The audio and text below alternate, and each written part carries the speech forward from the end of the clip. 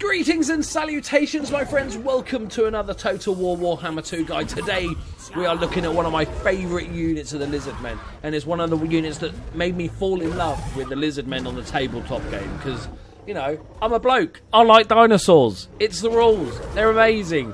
So along with the Bastiladons, these Stegadons are absolutely fantastic. Again, I know I've said this in loads of videos now. It's getting boring. But Creative Assembly fucking smashed it when it comes to these things. Let's have a quick tour of the... So this is the Feral. I like him. He's got a little bit of jewellery on the back end there. Nice little bit of gold. But he's lost a bit of a tusk there, poor bloke.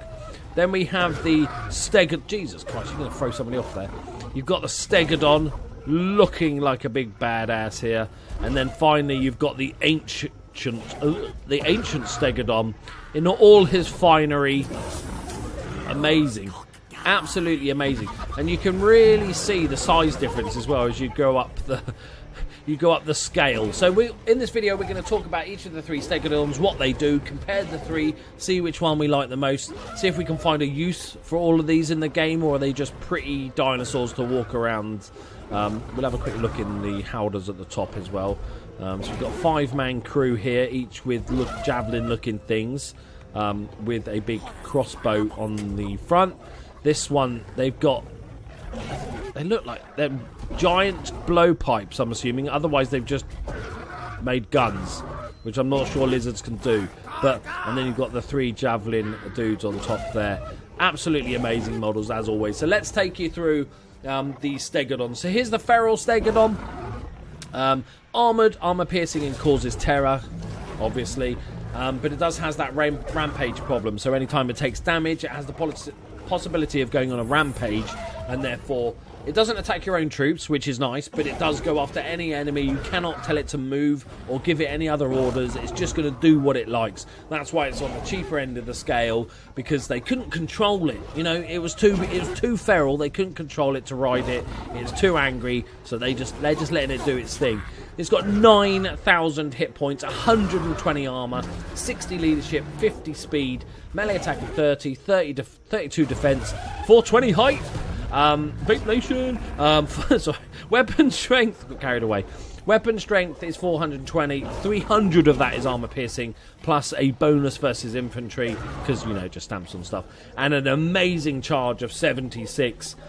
It has a missile resistance of 15%, the scaly skin. It can attack walls, as you'd expect. It causes fear, and it has that rampage thing we talked about earlier. So next up, we have your bog standard Steggy McStegadon. And basically, we'll sort of, you know, judge it. It's got a couple of hundred more hit points. It's got 5 extra leadership, and it does 6 less on the charge. Probably because I don't know, it's weighed down a bit by the giant thing on its back. I don't know why it would have less charge bonus, really. Maybe just... I can't say it moves a bit slower, because we can see the speed. It's the same. But yeah, something less charge, but a couple more 100 hit points is obviously the main thing there. But the big thing is, obviously, it can shoot stuff. So, as well, you've got the big bow on the front and a bunch of javelin-wielding skinks. So you've got 22 shots, which should be plenty. A range of 360 with that big bow on the front. And also a missile damage of 371. 300 is armour piercing. So keep that in mind when you're shooting it. This isn't something you want to be using on rank and file. You want to be using on the high armoured, more elite units, or even individuals. It also does poison damage, which is a nice big debuff, and we saw its armour piercing. So the poison damage is a great bonus against those rank and file, which means this thing is pretty versatile. You can go after the big things. You can go after the heavily armoured things. You can even... it's worth firing into a unit because you've got that poison damage. But it's a sort of mobile little firing platform artillery piece that can also do damage itself. We'll compare them a bit more after I've gone through the last one. So here is Ancient Steggy. He is armoured, armour piercing, causes terror, and he can fire whilst moving, which is very, very nice. He has 650 more hit points than the normal Stegadon. He's got almost 10k hit points, 140 armour, another 10 leadership, a little bit less on the melee attack, but makes up on it on the weapon strength of 60, and it only got 10 shots, and does the range is a lot less, so only 115 range, but the damage makes up for it. 699 damage. That's the fire while moving thing, isn't it? It has the same abilities otherwise as the Stegadon. If we see the missile damage here, 300 armor piercing again. The rain. I'm looking on the wrong fucking one. That'll be a good start. I thought that was a bit confusing. So it has 8 shots per volley, each one doing a decent amount of damage. So this, if we look here, this is for taking down highly armoured dudes, generally speaking. You can use it on rank and file as well, the poison helps. But this is for your rank. This is if you're facing an orc and goblin army with just a shit ton of little green bastards running about that you want to murder down. Because you can get these, 8 shots a volley. What's the reload time on this badger? 6.3 reload, so that's less than a shot a second. So that is pretty damn good with them weird long-barreled blowpipes.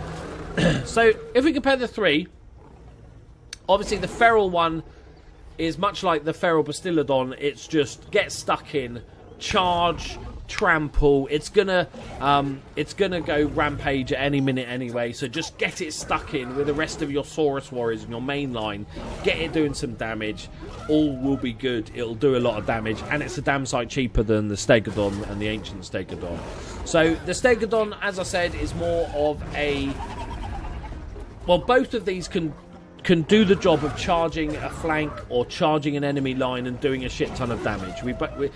This is the Ancient Steg is a slightly upgraded version of this, but they both do basically the exact same job on the melee front. The biggest difference is if you're going up against lots of elite troops, special characters and stuff like that, you probably want to go for the normal Stegadon. If you're going up against a lot of rank and file dudes, you want to go for the Ancient Stegadon with its multiple shots. It should be able to mow down dudes for fun. So a big undead armies, orcs and goblins and stuff like that, where they've got no armor, they've got very low hit points, you just need to kill dudes. This is definitely the one. Obviously the range is massive difference on the Stegadon, so I can see a use for them all in the game.